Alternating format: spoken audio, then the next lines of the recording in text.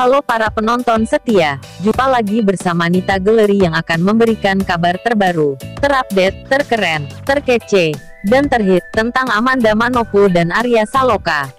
Yuk simak terus videonya sampai selesai. Seperti diketahui, Sumarno yang sebelumnya koma kini telah siuman. Kendati begitu, kondisinya masih lemah dan ia belum lancar berbicara. Namun sebelumnya untuk kalian yang baru bergabung di channel ini, mari kita bangun channel ini bersama-sama dengan cara subscribe, dan aktifkan notifikasinya. Agar kalian selalu mendapat update terbaru tentang kehidupan Amanda Manopo dan Arya Saloka, serta dunia selebriti di tanah air ini. Aldebaran mengejut Sumarno ke rumah sakit.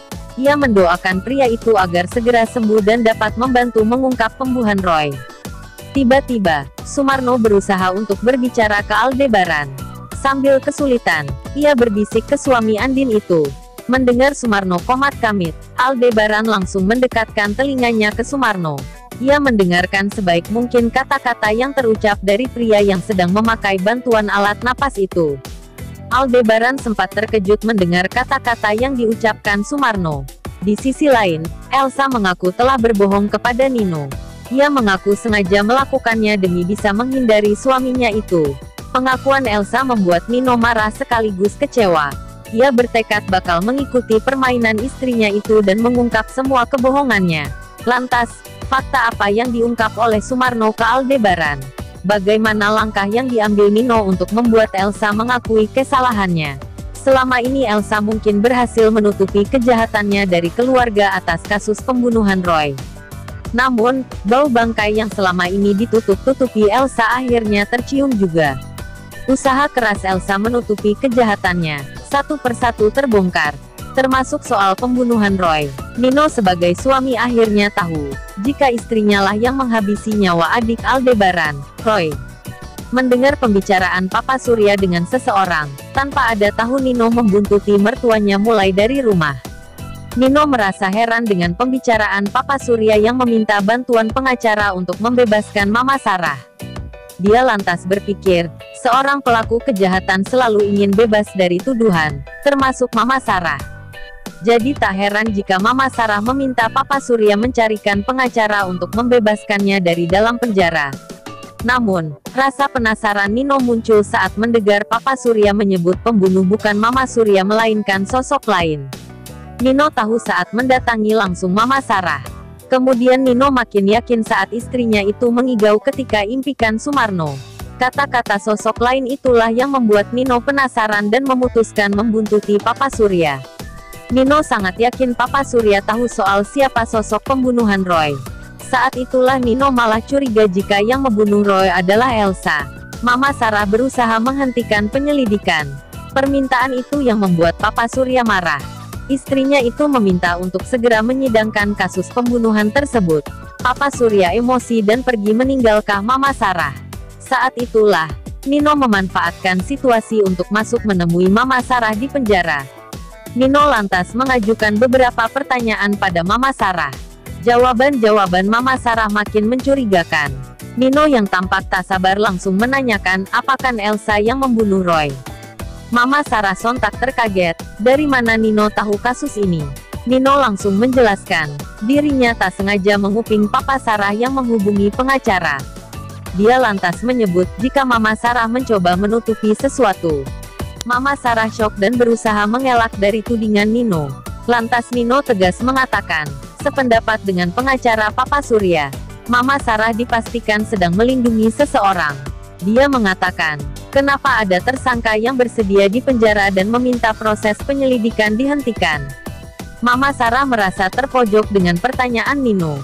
Dia lantas berusaha menghindari Nino. Elsa semakin tidak tenang dengan kondisi saat ini. Dia merasa dengan mencelakakan Sumarno akan terhindar dari masalah yang dihadapinya saat ini. Elsa pun tampak tidur terlelap. Sementara Nino datang dan duduk di samping istrinya yang sedang tertidur. Nino pun kaget saat suara Elsa mengigau. Rupangan Elsa bermimpi buruk tentang Sumarno. Lantaran takut, Elsa langsung terbangun dari tidurnya dengan penuh ketakutan. Belum selesai ketakutannya, Elsa malah kaget melihat Nino ada di sampingnya. Meski kaget, Elsa berusaha menutupi apa yang baru saja terjadi.